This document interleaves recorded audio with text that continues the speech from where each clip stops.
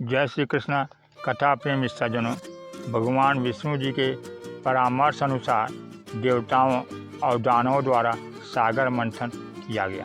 सागर मंथन के फलस्वरूप निकले अमृत घट से कुछ अमृत की बूंदें जिन जिन तीर्थस्थलों पर छलकीं, जहाँ जहाँ गिरी, वहाँ वहाँ कार्यक्रम अनुसार कुंभ महाकुंभ मेले लगते रहते हैं। गंगा जमुना सरस्वती त्रिवेणी संगम तट पर बसा प्रयागराज तीर्थों का राजा है। तीर्थराज प्रयागराज में 2025 में आयोजित महाकुंभ की महिमा भी अपरंपार है, जिसका उद्देश्य है कि मानव को अमृत तत्व के शोध की विधि मिल जाए। मानव में धर्म के विषय में, इष्ट के विषय में, अपने कल्याण संबंधी रास्ते के विषय में जो संदेह है वे सब मिट जाए।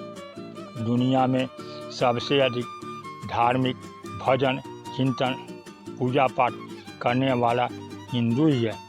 महाकुंभ में हिंदू संस्कृति, अध्यात्म तत्व का विश्लेषण, परमात्मा की प्राप्ति संबंधी साधनाएं देखने सुनने को मिलती हैं। क्योंकि धर्म के प्रति इतना आस्थावान हिंदू जीवन के अंतिम समय तक यह निश्चय नहीं कर पाता कि हमारा इष्ट कौन है। इसके मूल में देखा जाए तो बहुदेववाद और किसी एक में एक निष्ठ न होने का अभाव है। मृत्यु के समय में बेटे पोते कहते हैं कि दादाजी, दादी जी, नाना जी, नानी जी, अब चिंता त्याग कर भगवान का स्मरण कीजिए।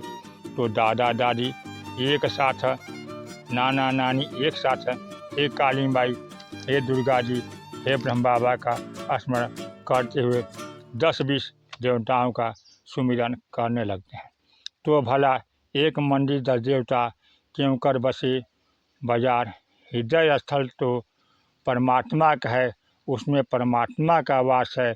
तो 10 देवी देवताओं का चिंतन करने से, भजन करने से मन भ्रमित ही होगा। इसलिए भगवान श्री कृष्ण श्रीमद् भगवद गीता में अर्जुन से कहते हैं कि ममैवांशो जीवलोके जीवभूता सनातन, देह में जीव बना आत्मा मेरा ही सनातन अंश है। वह उसी प्रकार परमात्मा से छिटका है, बिखरा है, अलग हुआ है, जिस प्रकार सोने के पहाड़ से छिटका हुआ सोने का कण है। अतः आत्मा ही सनातन है।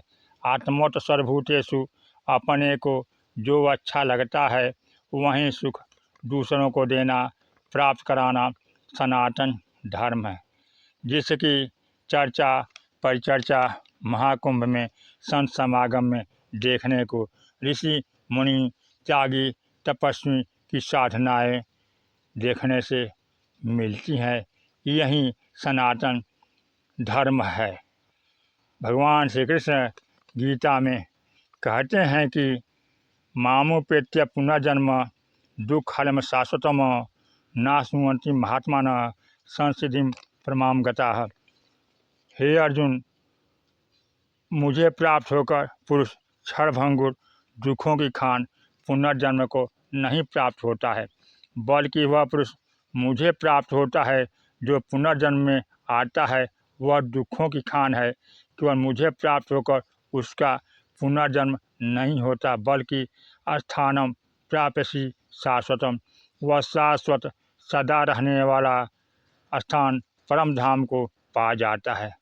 अब देखना है कि पुनर्जन्म में आता कौन कौन है।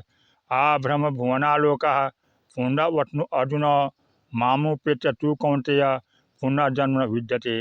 अर्जुन, ब्रह्मा से लेकर 14 भुवन चराचर जगत पुनरावर्ती स्वभाव वाले हैं, किंतु मुझे प्राप्त होने वाला पुरुष पुनर्जन्म को प्राप्त न होकर शाश्वत धाम को पा लेता है। स्पष्ट है कि ब्रह्मा उनके द्वारा सृजित सारी सृष्टि मरणधर्मा है, नश्वर है। इसके अंदर देवता, पितर, दानव, ऋषि, सूर्य, चंद्र सभी आ जाते हैं। मानव जीवन का परम लक्ष्य है अमरत्व की प्राप्ति। इस लक्ष्य की प्राप्ति श्री कृष्ण भगवान के अनुसार एक परमात्मा के चिंतन से ही संभव है। उदाहरण के लिए, अगर किसी को समुद्र पार करना है, वह किसी कागज़ के बंडल का सहारा ले ले, उसका नाव बना ले, तो कुछ दूर जाने पर वह कागज़ का बंडल, कागज़ की नाव गल जाएगा और वह डूब जाएगा। ठीक इसी प्रकार अन्य कोई भी साधन जो स्वयं डूबने वाला है, कमज़ोर है, उसे ग्रहण करके पार जाने की आशा करना दुराशा मात्र है। जो स्वयं मरधर्मा है, नश्वर है, वह आपको शाश्वत धाम नहीं दे सकता, अमृत नहीं दे सकता। हाँ, मृत्यु अवश्य दे सकता है। अतः एक परमात्मा का चिंतन ही भगवान श्री कृष्ण के कहने का उपदेश है, उद्देश्य है। अर्जुन कृष्ण जी से प्रश्न करते हैं कि देवता अशाश्वत हैं, दुखों की खान है, तो फिर उनकी पूजा क्यों होती है? भगवान श्री कृष्ण अर्जुन से कहते हैं कि हे अर्जुन, विविध कामनाओं की पूर्ति हेतु मनुष्य देवताओं का यजन पूजन करता है। उनकी पूजन यजन की समर्पण को देखकर मैं उनके अनुसार फल देता हूँ। वे फल भोगते हैं, वे फल नश्वर हैं।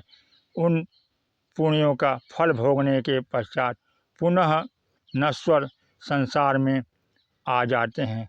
इसलिए हे अर्जुन, सर्वधर्मान् परित्यज्य मामेकं शरणं व्रज, अहम त्वा सर्वपापेभ्यो मोक्षयिष्यामि मा शुचः। तुम केवल सर्वशक्तिमान, सबके आधार परमेश्वर की शरण में आ जा, मैं तुझे संपूर्ण पापों से मुक्त कर दूंगा। पूजन की पूर्ण विधि बताते हुए भगवान अर्जुन से कहते हैं, जिस परमात्मा से सब भूतों अर्थात जीवों की उत्पत्ति हुई है, जिस परमात्मा से संपूर्ण जगत व्याप्त है, उस परमेश्वर को अपने स्वभाव से उत्पन्न क्षमता के द्वारा भली प्रकार जीवों के प्रति अहिंसा, परोपकार करते हुए जप तप, चिंतन, मनन, सत्संग के प्रति समर्पण आदि अर्चन से परमात्मा को संतुष्ट करने वाला ही मनुष्य परम सिद्धि को प्राप्त होता है। अतः परमात्मा प्राप्ति की यही पूजा विधि है जो महाकुंभ पर्व पर त्रिवेणी स्नान समागम से मिलता है। सज्जनों, ऐसी कथा श्रवण करने के लिए, गीता रामचरितमानस की कथा श्रवण करने के लिए चैनल को सब्सक्राइब करें। जय श्री कृष्णा कमेंट करना न भूलें। कथा कल्याणकारी लगे तो जन रंजन हेतु शेयर करना न भूलें। जय श्री कृष्णा, राधे राधे।